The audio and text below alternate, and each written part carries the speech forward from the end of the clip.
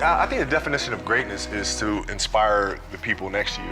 It's not something that lives and dies with one person. It's how can you inspire a person to then in turn inspire another person that then inspires another person. And that's how you create something that I think lasts forever. And I think that's our challenge as people, is to figure out how our story can impact others and motivate them in a way to create their own greatness. Welcome to the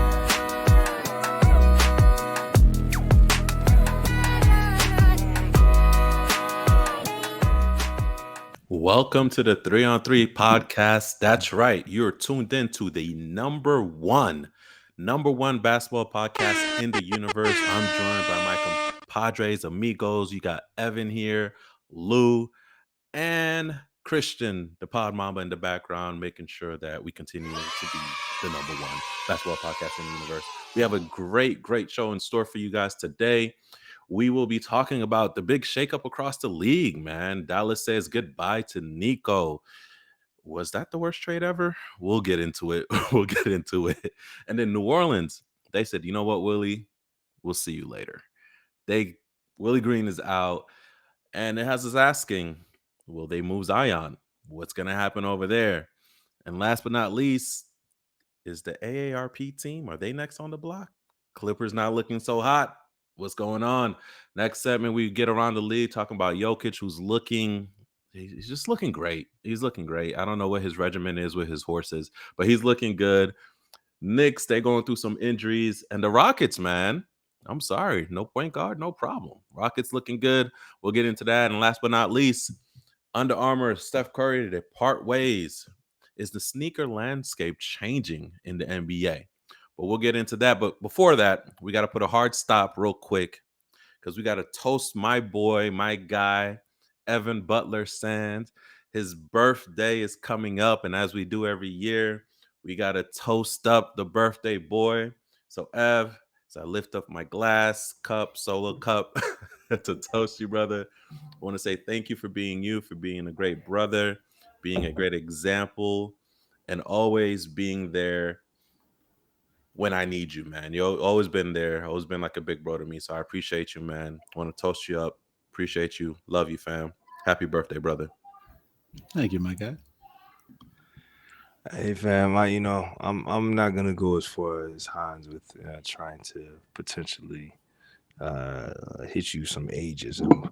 What I will say is that I appreciate the friendship, the presence, and for you always to be making sure that you remain the iron that continues to sharpen the iron. So blessings to this year and many more years to come. Toast to you, family.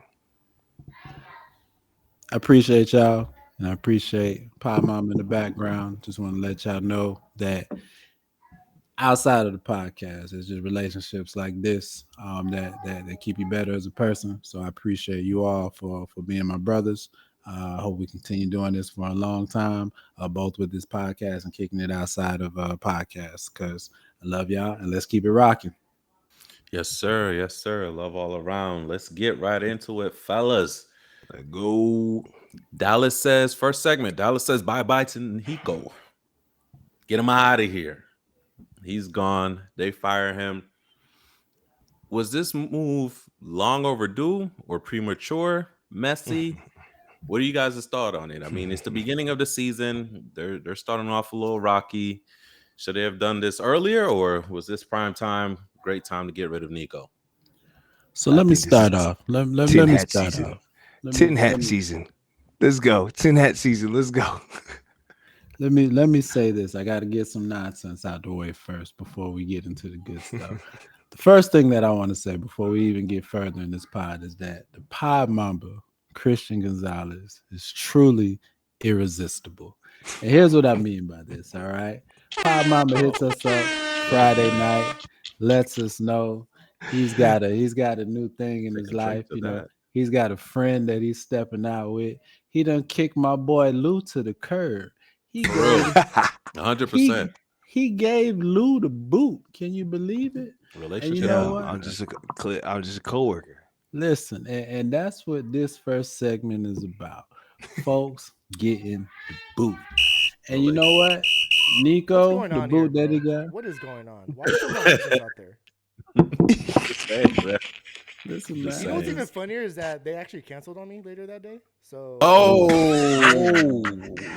you know what? Wowzers. You know what? You know what? There's a No. part of me. There's a joke here, but no, they were we're serious. gonna So let I got Evan it. cook. No, it's fine. It was Listen, a you valid know, excuse. tell him.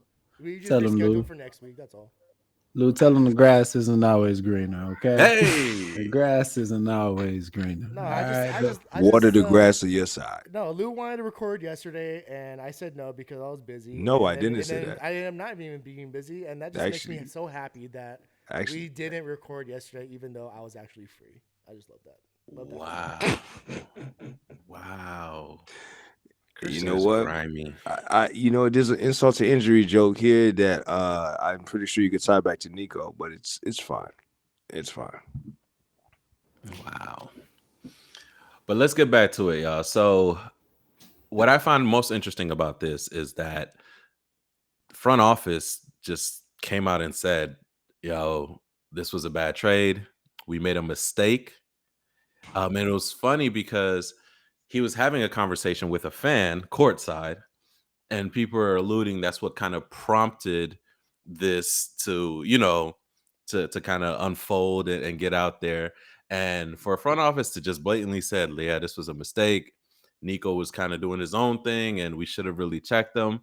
Like, I don't know, bro. I feel like I don't believe it. This is, again, my tinfoil hat. I think this was all orchestrated. I think and I alluded to this last season when we talked about it. Remember, when I was talking about, we've been talking about how the NBA's ratings have been in the gutter for X amount of years, right? They really haven't had anything that was a stimulus that made people be like, you know what? Oh, there was a shakeup for real in the league that make us really this trade. And then on the back end of the stuff that of what we know about the ownership of new ownership of Dallas and them wanting to be able to put casinos in Dallas and the blockage of that. And then also with, Nico having no prior experience for him to be qualified for the position that he was in. How do you not even think about it? Maybe it might be plausible that, you know what, Nico, hey, we know, look, you're not qualified for the job. We're going to put you in here. We're going to have you do a thing. Don't worry about it. We'll take care of you on the back end.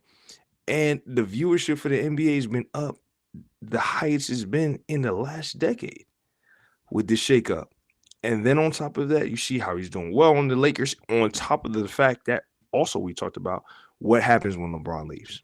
What's the change in the guard? Because Steph only has but so many more years that he'll be in the league as he's nearing the 40 range himself. What are we looking at in terms of new stars in a major market? Because let's be real, Dallas isn't a major market. As much as is a great market it is, it's not Los Angeles. So now we'll fix it up because you know what? We'll also get you guys Cooper on the back end.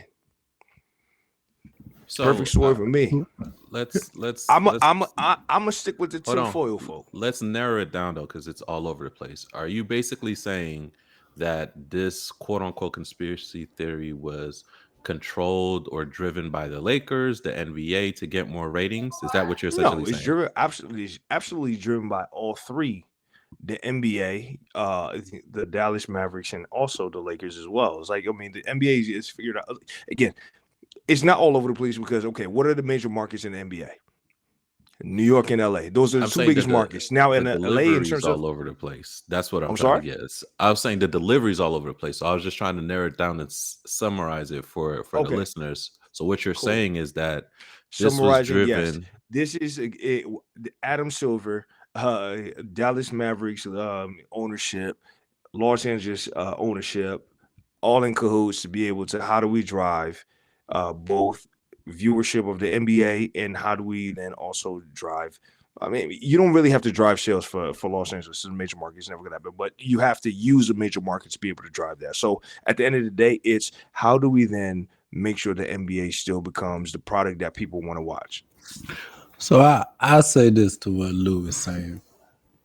On his face, it sounds crazy, but it's not crazy because there has to be a reason that you make the dumbest trade in the history of the NBA.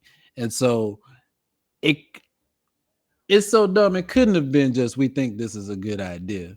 There had to have been something behind it to make a trade like that. Now, if that wasn't the case, I think Nico Harrison was on a heater and he just got too hot and just went crazy. Because prior to the Luka trade, he had built a roster that was tailor made to compete for a long time with Luka Doncic and Kyrie Irving. Like the roster, the way it fit was almost perfect. So I feel like he got too confident and thought, hey, I'm going to get way too cute with this, and made a decision that even if there was a 10% chance that it would have worked out, it was a 90% chance he was going to lose his job behind it. And that's what ended up happening. And the sad part about it, I don't know if the word is serendipity or not, but the sad part about it is the worst case scenarios of this trade happened immediately. What would you have said? Mhm. Anthony Davis getting hurt immediately. Kyrie Irving getting hurt immediately. Those are the two parts that it's like you could have predicted they would happen, but even if you Thank could you. have predicted they would have That's what I happened, needed it's you to like, say. but still, You it's knew like, that there was dang. that was entirely likely, and it's not like a situation where it's like it was a low probable chance. You have guys who have consistently been injured, so for you to make that type of trade for the type of player that you made a trade for after the particular run that team had, yes, I'm gonna wear my tinfoil hat and think that everybody's in codes. I'm going, excuse me. I'm going the other way. Um, Stupid is as stupid does. At the end of the day, you have new ownership who's more invested in building economically for their casinos. They don't have the history and longevity that goes with building and running a team. You have Nico, who, yes, was an NBA player. He was a heater. He was on a heater, like Ev was said. Luca was doing his thing on there. I think it was a perfect storm of stupidity. He got power control. Probably didn't feel like Luca was doing his best thing and couldn't control Luca, so get him out of here. Um, I think it's still, for me, within the confines of stupidity. We talk about inept franchises all the time. We talk about what's going on in Sacramento and how they consistently squander good players after good players. There's just certain teams that do that. We see what's going on with the Pelicans, which we're going to get to in a few minutes. I think this is still within the realm of just being dumb. Like, stupid is as stupid does. I hate to say it, but that's just where I'm at with it. Like, now, I'm not above conspiracy theories. I know they're out there. I know there's a level of control and all of that. For me, though, that just seems just like, come on, man. If not It for the just 1.8% chance of Cooper Flag landing in Dallas, I would side with you. But Dallas getting that number one pick. So I would split it in half. So even though I may not think that there was a conspiracy to get Luka to the Lakers, I do think that because that trade was made, Adam Silver may have stepped in and said, "We got to do something for that. for that, right? To Right. No, and that's what I'm fix that saying. Like, situation." So that part, like, you could split the difference. yeah, in totality, I may disagree. Well, there's different percentages. I'd say the first half I'm less than 50% It's on. fine. The Cooper half I'm more than 50% on. But I'm not I feel you. 0% on either of it because I feel you. I feel you. who wakes up I in the mean, morning and says, "On my own reconnaissance, I'm just gonna make a trade that's dumb." But that was All my good. stance from the beginning. So yeah, and I mean, Shaquille O'Neal has pointed to the whole drafting, right? And how he said that the commissioner gave him a choice of where he wanted to be beforehand. So he alluded to I, that. But I was mean, he you're gonna capping? take us. Who knows? You We about could you go. about to take This us. could be a whole segment, so we're not gonna go that rabbit hole. Well, I'm gonna add 5 seconds to the segment. You about to take us to the next team that we about to talk about that got Zion after Anthony Davis left. So go ahead, sir. Get us going. Yes, sir. So the New Orleans Pelicans, they said bye-bye to their coach, Willie Green. They booted him, and it has us thinking, they are currently, as we are recording, 2-10. They are they're the last in the Western Conference, and Zion is injured. He has, what is it, a hamstring? I think it's a hamstring, right? A Is it a life hamstring? injury. It's a life It's a injury. life injury. It's a Zion injury. I'm Hey, pretty chill sure out, it's a yeah. hammy. I Chill think out. it's a hammy. So he's gone for a couple weeks. And it just seems like it's the same old story, right? Zion says he's recommitted to the team. He's taking better care of his body. He's gung ho for it. And boom, injury happens. And we're back to where we're at. This team has not been performing on any side of the ball at all sides and all facets. And it's time to go. What's New Orleans' next move, man? Do they reset it all or do they try to salvage the pieces? I've been saying for years, at least 3 years, they need to blow it up. Blow it up. Yeah, you remember in the cartoons where they used to like hug up the TNT and then they would do this. Mm-hmm. Zion, no matter how many versions of Fool's Gold are we gonna take, right? We've seen it with Ben Simmons every offseason with him shooting 3-pointers. How many times are we gonna believe that just for when the season comes for it to not matriculate to anything? Sorry to then pick again on the Sixers. We've heard about how Embiid is the most dominant, or is supposed to be the next most dominant center since Shaq, and just to not be able to have the longevity through the season. There's certain narratives that keep coming up that at some point we have to accept that it's not that. Right? Okay, even Zion coming up, okay, it looks like he's in, he's in better shape and so on and so forth. Zion is not committed to being in New Orleans. New Orleans, even with the trades in terms of bringing folks in when they first brought in McCollum, BI, and so on, they did not truly invest in building a roster that would be successful to one Zion wanting to buy in long term, and we've seen that he's never have. So we're just waiting for whatever the next destination will be. But at this point, New Orleans should be looking at blowing up the scene. And realistically, I can't put all the blame on Willie Green. I'm with him. I'm with. It's a scapegoat situation. What did Willie Green have to work with? Let's be real. Well, hold on. I'm gonna get. I'm not saying that it's not. I'm not saying he's not culpable at all. I can't go that far. But I'm saying I'm not saying he's not culpable at all. But to go as far as it was like firing Willie Green is your solution. It's not. I don't think that's the solution at all. I agree with you on that. I don't think that's the solution. I don't think that's the problem. But I also can't go as far to say that they didn't try to put a good team around him. They didn't, Zion, that is, and that New Orleans wasn't committed to putting a good team around him. What surprises me is, which I'm alluding to with the next coach is, or the next segment, we have like 2 minutes, so we may not get to it. But essentially, what's been consistent is Zion not being on the court. Okay, that's what's been consistent. So why have you, not a coach, optimized that? You get what I'm saying? Like that's my knock to it. So to me, that's justification enough for me firing you. Zion being injured is nothing new. Ever since he's been here, that's been a thing. Why have you not figured out a way to galvanize your team to win despite him being gone? You get what I'm saying? Kind of like how the Lakers doing when LeBron isn't on the floor. Lakers, even Ty Lue with the Clippers, right? No Kawhi, we got to figure it out. Let's not depend on that being here. So to me, you've shown that you can't do that. You can't coach a team without Zion. Like, why are we relying on Zion when he's unreliable? His contract isn't being guaranteed, right? So I think there's that enough is justification, right? But as you guys alluded to, that's not the solution for New Orleans. That's not the solution. This, unfortunately, basketball is not, and may not work in the city of New Orleans.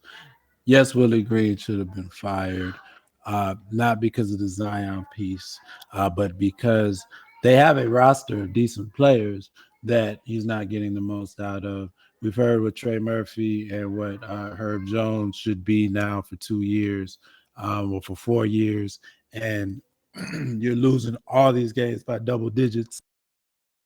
With these two, the healthiest they've been in years, that's a problem. They had to get out of that at the beginning.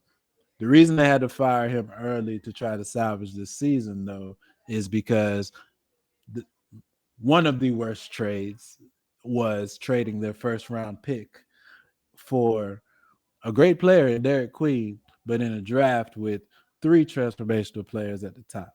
So they can't afford to be one of the worst teams in the league this year.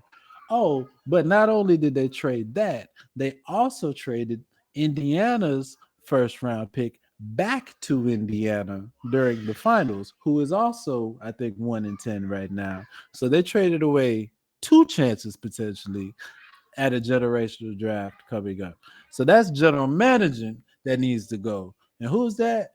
Joe Dumars, who should have never been a general manager again. Which hurts my heart. Whoa. After he Sorry. won a Going back to chip the as Knicks, a man. GM, You still hurt don't from do the that. Knicks You now, after he man? won a chip. No.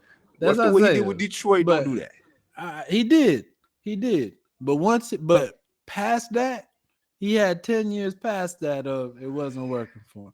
So he has some Doc Rivers syndrome. There you go. So, coach, GM, ownership who makes these decisions, it's just not working in New Orleans, unfortunately. And so I don't know where they go from this, to be This honest. is just as a response to something that I said earlier. Like, I know what you mean in terms of like the coach not maximizing the fact that Zion is not on the court.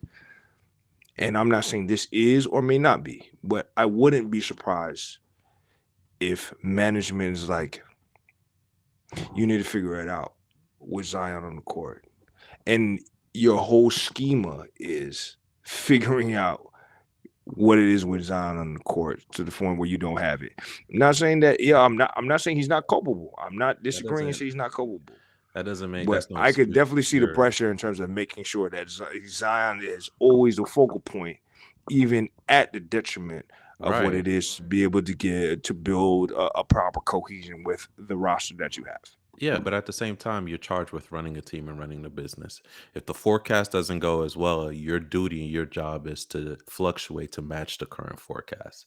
So, yeah, I get it. Yeah, they could emphasize a Zion centric offense, but also you have to understand, like, at the end of the day, your reputation is out there as well, too. You know what I'm saying? So, just because a company sets you up for failure doesn't mean you fail. You try to succeed because you're trying to make sure your rep is straight, because when you get out of here, you got to show them what you do. But let's move on, y'all, for the last couple minutes that we have left.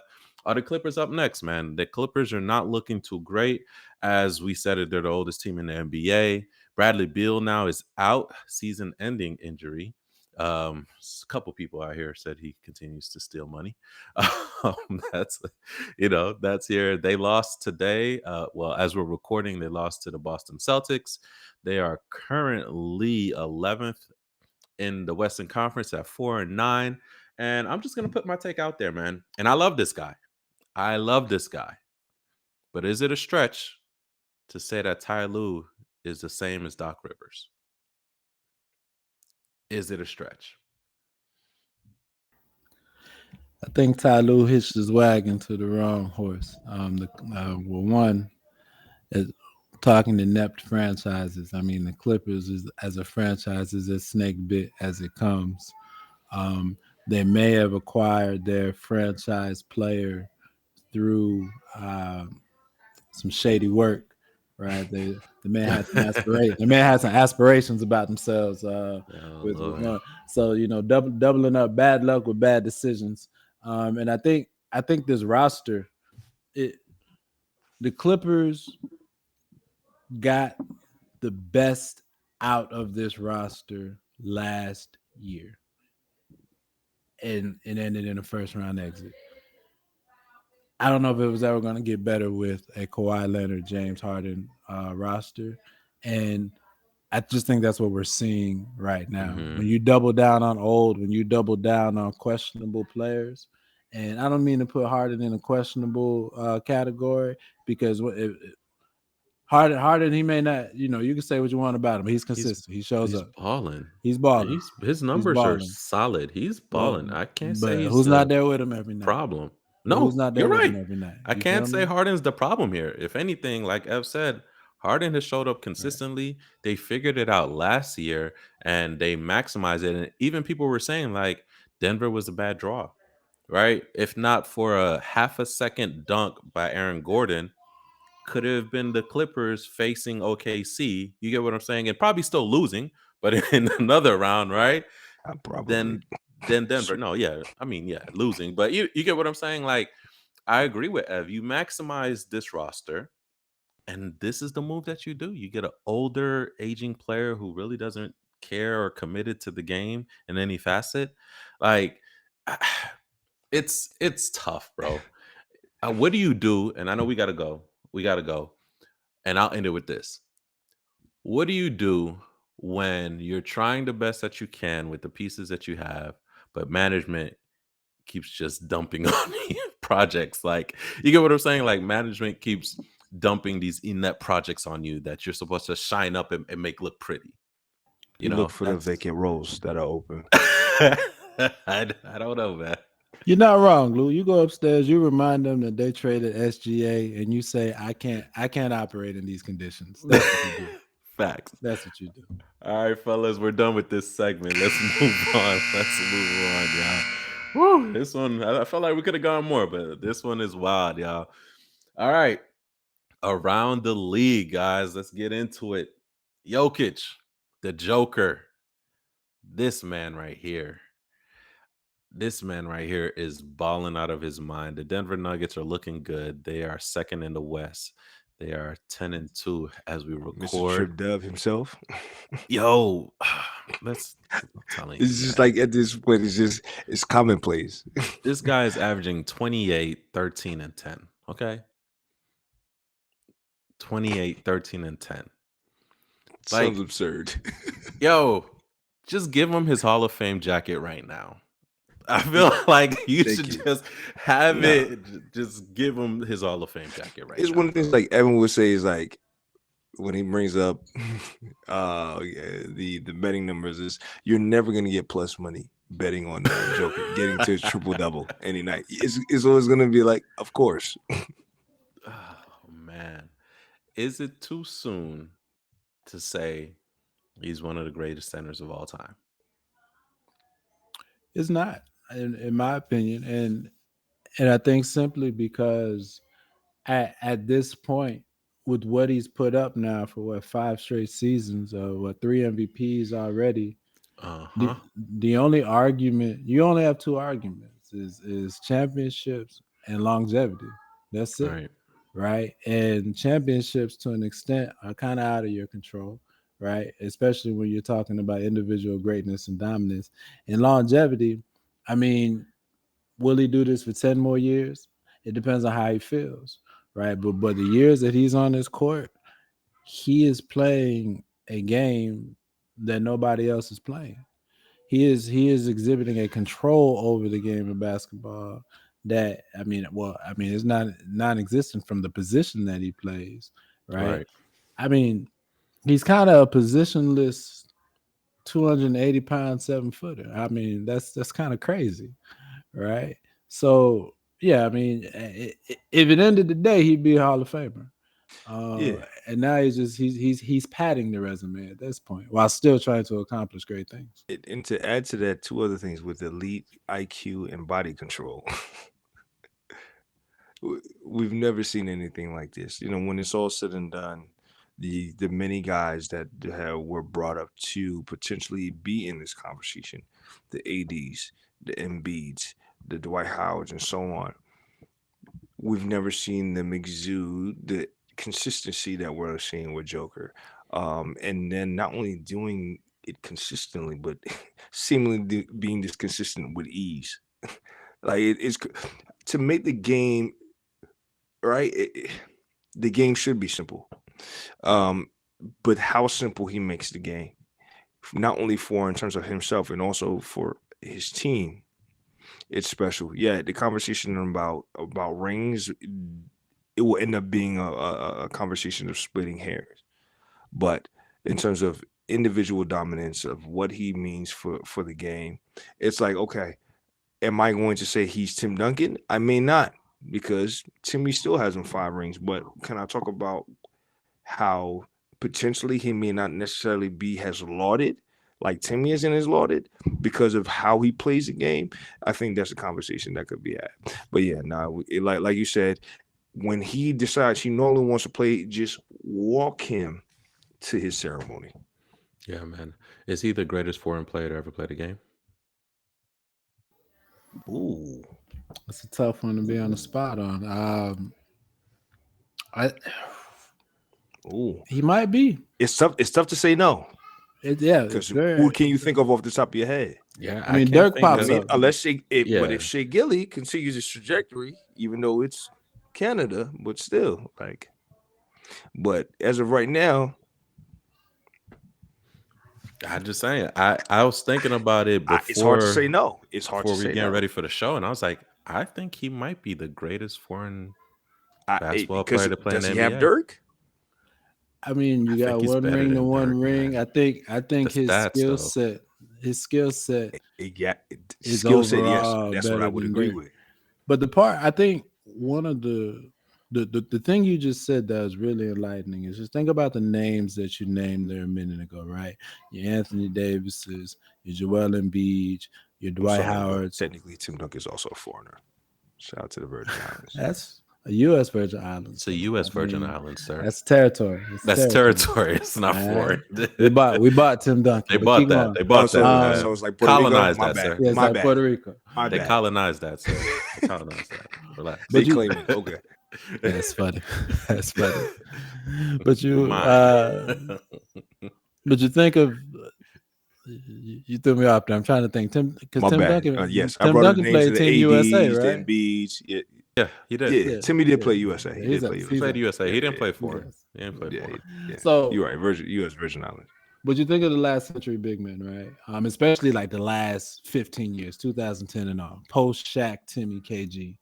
Think about all the big men that arose that we were quick to put the unicorn tag on, that we were quick to just think of like how high the limit could be for them. And none of them exceeded the limits that we placed on them or even reached the limits we placed on them. Jokic, well, maybe not originally. I mean, we didn't originally put this on him. He exceeded not only by far what we thought he could do, he's exceeded what we ever thought those other guys can do. And the crazy part is he continues to get better every year. Yeah. Like he's playing what better. What team was he on originally again? No, he was with Denver. He's been doing Denver the whole season. They had to make a choice between Jokic and Big Nurk, and Nurk. That's what happened. Big Nurk. Y'all keep trying to put that on us, okay? We effed up, okay? You guys were just recipients. My bad. Listen, y'all keep listen. We'll take Sam Bowie, okay? Yes, we did that, okay? We did that. We'll even take Greg Oden, okay? We did that. Okay, we did that, but y'all not gonna put put the Joker up on our on our wall of shame. Your okay? resume. We're not gonna wear the sins of Denver. Y'all gotta relax, okay? That's funny. Y'all gotta relax. I keep trying to do I tell you. My bad. I say one more thing about Denver though, and part of the reason I think that Jokic is looking even better this year is the comfort that he has with the team now. He's playing less minutes, he's taking less shots, but he's averaging the only shot that he's not averaging over 70% on is threes, where he's averaging 40%. From 0 to 3 feet, 3 to 10 feet, and 10 feet to 17 feet. All of those, he's averaging 70% or above shooting. Do you know how crazy that is? Wild. Like, and some of your best 3-point shooters. Right. 40%. And he's one of the best 3-point shooters in the league. But I think he gets that because he's getting a little more rest. There's difference when you have veterans coming off your bench now. Yep. And every minute that you're not out there isn't that your team is bleeding. And Jamal's off to the best start that he's had in the last few years as well. So it speaks to when you put a solid lineup, a solid roster around an amazing player, they get even better. That's crazy. Yeah, man. All right, fellas, let's move on real quick. I'm gonna jump to one team, and then we'll get to the other team if we can at the third. Let's jump to the Houston Rockets real quick, guys. I definitely want to take time. The Houston Rockets are off to a great start. I know we were kind of iffy on them, but right now they're 8-3 as we're recording, third in the West. They're looking good. They're beating who they're supposed to beat. Are we overlooking the Houston Rockets? Did we not give them their just due? And is this KD's chance to really show us that he's still that guy? What are your thoughts on the Houston Rockets? Lou, you take that one. Shout out to Cinnamon. Yeah, as our resident Houston expert, not playing. No, but what I will say is that what Houston has been able to do, and we look at I think one key part of it, right, is understanding it, and I think we all agreed on this, that KD was not going to be the savior of this team. He was going to be a piece that could elevate them from an offensive perspective. But having a healthy Alfred Sengun, having a healthy Amin, right, and these two guys really connecting and being the core of what this team is. Yes, we know that me and KD is averaging the most on this team right now, but from what these guys have been able to do in terms of a core that they already have with what their coach has been able to put together, I think that it looks good. But my worry is when you then come down to as the season wears on, can KD give you the games that you need, right? And then if you then are able to then be, because I'm not sure if there will be a high bracket, right, or higher end team when it comes to that. Will they be a top 4 team? I'm not sure, but can they make a deep run having KD as that piece that is able to get them over the hump? We see them; they had a great OT win, but can they be a team that actually has the longevity with the current roster that they have? I think they're still missing a couple pieces, but where they currently are, they are already on a great trajectory. Can Van Vliet be a point guard that you can consistently depend on over the next couple years? We already know that he's older. You see some point guards, who may be currently disgruntled in their situations that are, may not be too many states away.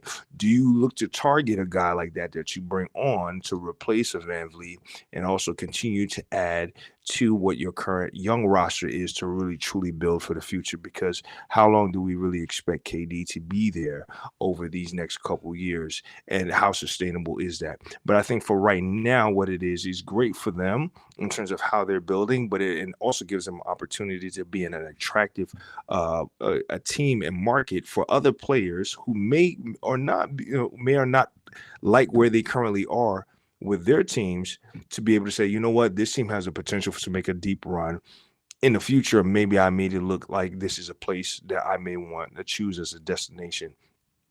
But I'm not fully sold on Houston as a top tier team in the Western Conference. Doing great now in these first 10 plus games, but I don't think that they're built to last. I think what we see was last year, Houston was invested in 7 or 8 young guys and figuring out what to do. And we know they needed that closer piece that ended up turning into KD. So far, KD has been everything that they've needed. He seems locked in. He seems engaged. He's a consistent offensive piece that allows them to the players that they have to continue to develop, to continue to play with the chaos that they do from a defensive standpoint. But rather than having to try to figure out, which of these 7 or 8 young players to invest in, they've chosen their 4. They've got KD, and they're able to establish more of an identity, which they're doing right now with defense, with offense from Şengün and Shengun definitely taking a step up. Our men's look better. Reed Shepard's look better as of late. I think double digits in like 5 of their last 6 games, shooting 40% from 3 over the past 7 games. So they've made their identity. They've made their gamble. They've streamlined what they're trying to do, and I think Ime is just getting the best out of this roster right now, and I think he'll continue to hold this team accountable. What it'll look like, once we get to the playoffs, yet to be seen. But early on, they're gelling much more quicker than I thought they would. 100%. Before we move on to the next topic, what I will say about this team is that I think at worst they're a 6-7 team, but like they're 6-7. But I think at best they're going to be a top 5.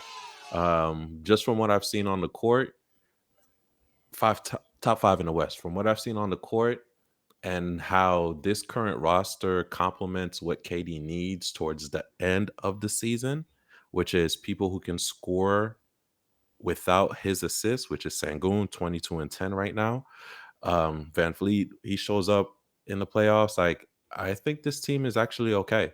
I do think they're 1 or 2 more pieces away from, being what we call a solid contender, a favorite to win it. But I think they're solid.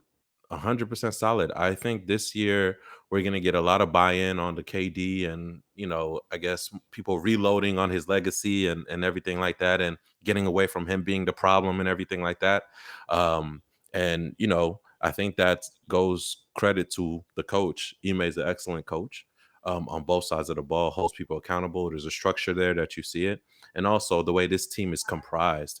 It's not a lot of people who needs the ball in their hand all the time. Everybody kind of knows their role and assignments when they're on the floor. There's not too much clogging happening. There's not 4 flat, one by at the top pounding the ball. It kind of goes well.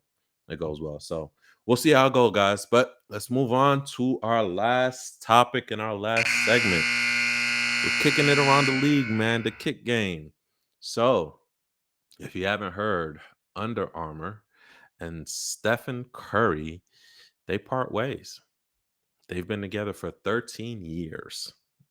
13 years. And they've parted ways, leaving Steph Curry, arguably the greatest shooter of all time, to be a free agent. A free agent out here in the sneaker game. Now, I'll start off by saying this. 13 years, right? 13 years in the game. I feel like, and you guys may disagree, I feel like Under Armour did him a disservice. I feel like they did him a disservice. I felt like when you look at your other major competitors, your Nikes, your Adidas, even New Balance, as far as marketing and putting their players out there, right? Like, they were doing a hell of a better job than what they were doing. Like, you literally have the greatest shooter.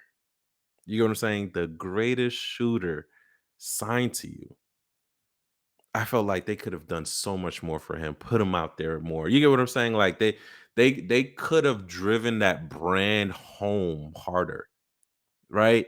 Not too many people can even visualize the Curry 3, right? The insignia, like, you could have done that. That emblem should have been imprinted into our head, similar to the other logos we have, right?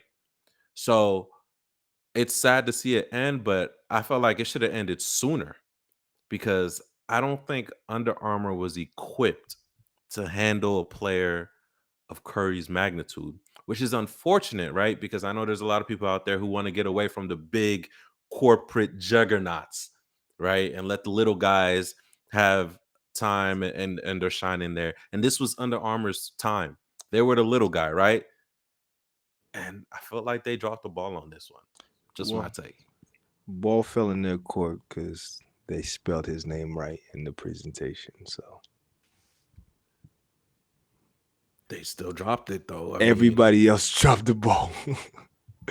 And Steph fell into it on top of, with some other religious aspects of, things that he wanted. But I think if anything, Under Armour, this was a missed opportunity for Under Armour in terms of what they could have done. especially knowing what they've previously done in terms of their marketing. When they first came out and as them as a football apparel brand and that whole "we will protect this house," they had a strong brand, and they could have worked with a proper agency or a group that would have been able to build what the Curry brand was. Even like how you talk about, even not just the three, even the whole Sleepy thing. You know what I mean? After he hit them shots, and Bro, it could have been anything. so Under many Armour sucks anyways. opportunities. He's a New Balance guy. I think Steph's gonna be a New Balance guy. Well, he said he started his own brand, going the route that like D Wade did. But And D Wade was kind of part of Jordan though, isn't he? He's like Carmelo. no, started D out as Wade that. went overseas. Oh, that's right. He He did a Chinese. It was with the China. Chinese shoe. yeah, He has his yeah. own brand. Oh, that's So Curry owns his brand. He owns his logo and everything. So he's gonna take it, and he's had apparel in the golf world now for a while. So he's gonna he's gonna try to drop his own shoe. But so Big thinking baller about brand. this over the last. Say that again. Big baller brand. He'll be like, Well, Hey man, hey man, give it up to him, listen, man. He hyped that. LeVar was a visionary. He was a visionary. He was. He was something. I'm not going visionary. He was something. Go ahead. Thinking about this over the last couple of days, I think like this is I agree with what you're saying, Hans. This is the most disappointing, almost catastrophic fumbling of an opportunity from a marketing standpoint. Under Armour, like you said, for a number of reasons, had arguably the most marketable athlete, basketball player, right, Bro, in the period. league. And you had them locked up for what was it, a 15, 16-year relationship. And the first 2 or 3 Curry shoes were good. They had the momentum behind it. Like when the first 2 dropped, there was legit talk about Nike panicking about the ball that they dropped. But I think it was the Curry 4s that got ridiculed during the finals that they lost to the Cavs. And I don't think they've had a memorable shoe since then. And like you said, it's not just the shoe itself, it's what is the marketing, the campaigning that you put behind it. Lou, you called it perfectly. I mean, you got he's got his own he's come up with his own signature celebration. I mean, he's an assassin from a shooting standpoint. He's cross-marketed into the WNBA game, right? Mhm. And you weren't able to capitalize on that from his shoes. There's no reason, and this is my boy. This is my boy. There's no reason them Jazz should be killing the Currys from a shoe sales standpoint. And that's no shot at Jack, because his shoes are fire. I want some of The those joist is threes. fire. Those shoes is fire. But there's no reason another guard should be selling more shoes than Steph Curry. Yeah. Period. There's something you said that's very quintessential in terms of like his crossover in terms of the WNBA. The fact that you ended up in this 3-point shooting competition with WNBA players, there's no reason why Caitlin Clark shouldn't have been somebody that was signed over based on just on you alone, right? Based on what you've been able to. So, unfortunate, yeah. I think there are probably a lot of stuff that we don't know on the back end, but I agree with both of you, especially Hans. Hans is like, this is probably one of the greatest fumbles Think about what he just said. Since real quick, Adidas though, with Hans. LeBron. Think about that from a marketing standpoint. There's no reason WNBA players should not have been wearing Curry brand shoes. Like 100%. it should have been bigger than Steph Curry. It should have been. And yeah, that's the opportunity they missed. So I think about how, and we'll remember this because of our age. Nike. Age yourself, Hans. You're right. I'll remember this. Don't play. Evan, I remember this. Nike used Jordan as a vehicle to advance and shape their brand. Jordan's tenacity helped shape how Nike attacked the market. You get what I'm saying? both What athletically under and casually. and what Under Armour failed for me, the big opportunity, this was your chance. This was your player. This was your arc, your moment to not necessarily totally rebrand, but take your brand in a different direction, to get more respect in these streets. You get what I'm saying? To solidify yourself. You could have taken more risk with your brand rather than being conservative and towing the line. This was your chance to get up there with the big two or big three, however you want to, whoever you put on the third list, right? So that to me is where I felt like they did him a disservice, because when you got him, it was unanimous that he's the greatest shooter in the world. Nobody's debating that. You get what I'm saying? There's nobody currently in the league that's going up against Curry in terms of shooting, right? It's given, it's a title. Nobody's fighting you on that. Why are you not driving this guy and riding his coattails like Nike did? You hear what I'm saying? To change your brand, to make Under Armour a household name, so Christian can't come up here and says Under Armour sucks. You get what I'm saying? Like, you feel me? Like you need to do that. And that's where to me they failed. They didn't take enough risks. They didn't try I to agree with you. Every kid that expose felt the like they brand wanted in to be a different shooter areas. should have wanted to wear Under Armour. Man, listen. Just Shoulda like had everybody some wanted to courage. dunk, wanted to fly. I'm wearing Air Jordan. Bro, That should have been the same. Like Hans, you on. said it perfectly. That is exactly the type of branding that they should have ran with. But they don't because they suck.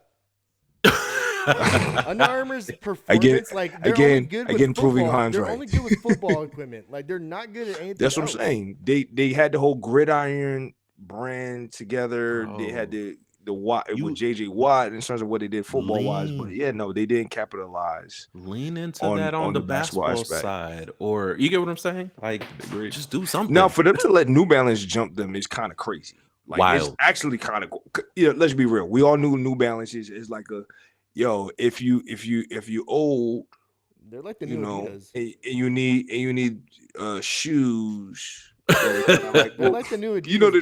They're like the the new Adidas. orthopedic type shoes, you went and cop New Balances. That's what we knew New Balance is for. No funny. And they've rebranded themselves with the roster of athletes that they have. So you know what I mean, and ushering it in with Kawhi. Even though Kawhi, let's be Kawhi, real, Maxey, he fits right into that brand.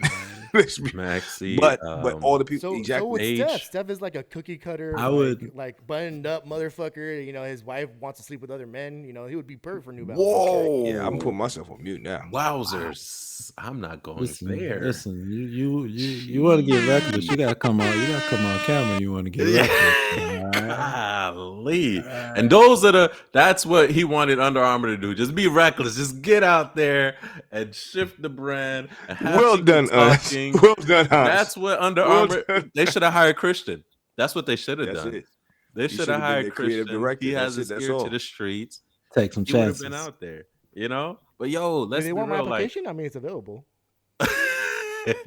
send it to Under Armour. They got you. Reach yeah, out man, to I the think 3on3 podcast at gmail.com if you would You're like right. Christian's resume, and we will get it to you Yes. expediently. Yes, we got you. But yeah, I just think it's wild because I think about, like you were saying, Jaws, Anthony and Edward sneakers, fire. Like they did their thing. Not even just But- that. Can you think of a Curry Nope. Under Armour sneaker I know commercial? them as clunky. Like a commercial. Not even just that. Like we talked about ants commercials. Can you think of a Curry commercial? No And one that that's- stands out. But to not have a Wild. Curry commercial? Wild. I can think of I remember when James Harden had his heyday with Adidas. I remember James Harden commercials like T-Mac. Any it's yeah. I would have thrown any amount of money to do a Steph commercial. Well, It matters and not. Should be half I think your that's budget. what's crazy. I think that's what's crazy. Matters about not. it. Duffel bag. Like the fact that this partnership is ending and we can't think of a commercial, right? Like I literally don't know if they exist right now. I can't. Right? I'm trying to think. And I mean, I'm not even talking about ever. Like in the last few years, it's like, okay, what have you been doing these last few years? You know, and I think you said it at the beginning, how this This should have ended a long time ago because Bro. I don't know what y'all have been doing to market stuff these past few years. And he's dropped shoes. Like I was looking on the website. He's up to some numbers. Like I'm not talking like 4 or 5. No, he's up to like like, LeBron level numbers. yeah, This and one. it's like I think he at least has 13.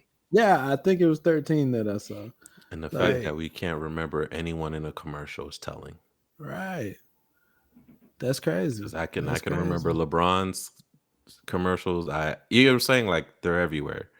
That Curry sneaker brand, the logo should be inseared in our brains. Just off the fact, and then we bring up LeBron, and you know, I'll leave this alone because I don't want to belabor the point as we need to move on.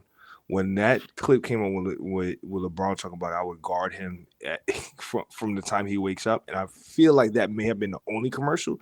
There is no reason why the next Curry shoe that was coming out wouldn't be that exact thing. Curry's alarm goes off in the morning. Guess what? Defender here. Brushing your Social teeth. media did it for him, bro. Social media has so many clips like that. Like the RDC. They had a Yes. skit just as soon as he woke up, the Literally. defender's here. Right. Guarding him to the bathroom. Like you That had should have been the so commercial. many opportunities, man. It's just I don't know, man. I feel like at the end of the day, I get it. You know, they throw millions and hundreds of $1,000,000 at you. You're gonna stick around. But at some point, he's at the age where we talked about Clay, right? What else is he playing for? He has accolades, he has the rings, he's the best shooter ever. Like his legacy is cemented at this point. So what are you doing? So I don't blame him for cutting ties. Like, bro, y'all not doing nothing. You like you said, my sleeper is not even on a shirt. It's I'm making y'all money. You're not making money. like let's move on, man. That is wild. But let me ask this question. Who do you guys think, since we're thinking about it, who do you guys think has the best sneaker commercial ever? When it comes to mine, who's had the best sneaker commercial? I mean, there's only 2 answers. Wait, And, as individual player and not brand. there's 2 answers. And there's only 2. I know answers. which 2 you're going with. At least I think I know which 2 you're going Go with. ahead. I'm interested. Well, Go ahead. From a historical standpoint, it's the Mars Blackman is the shoes Jordan commercial. But from a cultural standpoint, it's the AI and Jadakiss answer commercial. And that's it. There's nothing else to talk about. The AI and Okay. Jadakiss? The AI Which- and Jadakiss That joint is answer elite. commercial. That's it. I would argue Okay. MJ and MJ. Great commercial. The Kobe jumping Great over the commercial. car commercial. Thank you.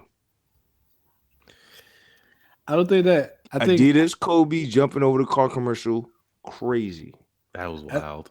I think that commercial is more viral than Okay.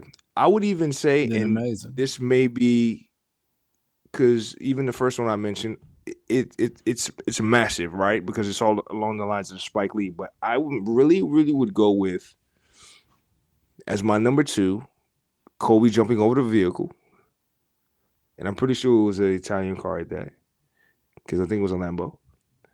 And then, Michael versus Young Michael.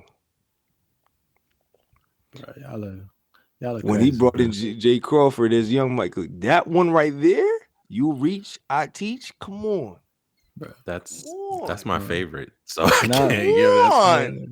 Come That's on. my Even though favorite. quietly it's not a particular sneaker commercial. That's why I was asking in terms of like, are we talking about players or whatever? I think But that's a that Gatorade, alone right? in itself is iconic because that's it was not Jordan Brand. Well, that's not the question that was asked. You asked sneaker commercial. That's a Sneaker. Gatorade commercial. It was a Gatorade because that's what I'm Let saying. was me a tell you how I'm gonna win. Let me tell you how I'm gonna win. But Hans I got over, you. okay? Go Just how ahead. I'm gonna Win win me Hans over. Go ahead. because Hans, that you Hans reach, loves I nothing teach. more. Hans loves nothing more than the All-Star game. That's his Super Bowl. And the It young is. Hans was probably, I don't know how old you were. He may have been 7, 8, 9 years old. Okay. And when Allen Iverson went behind his back and through his legs, okay? While Jada Kiss was rapping, Hans went outside and did it at halftime of the All-Star game, all right? There's no better commercial. What are we talking about? Nah, that Kobe jumping over the Lambo was so crazy. That's funny. All right, y'all. We got to close. All right, guys. Listen, guys, as you're listening, tell us your favorite commercial. What's your favorite shoe commercial? Basketball shoe commercial. What's your favorite one? Let us know in the comments. Hit us up online. As always, guys, thank you so much for joining us. We appreciate it. We'll see you guys next week. Take care. Peace. Happy birthday, Ev. What's up, guys? Thank you for listening to the 3 on 3 podcast. Please be sure to give the episode a thumbs up if you loved it. Hit that subscribe button, and last but not least, hit that bell so that way you're notified every time we drop a new episode. Hit us up on our social media, guys. You can find us at the 3 on 3 podcast on IG and Twitter. If you want to give us any ideas or suggestions, shoot us an email at the 3 on 3 podcast @gmail.com. We appreciate you. Thank you for tuning in. See you guys next time.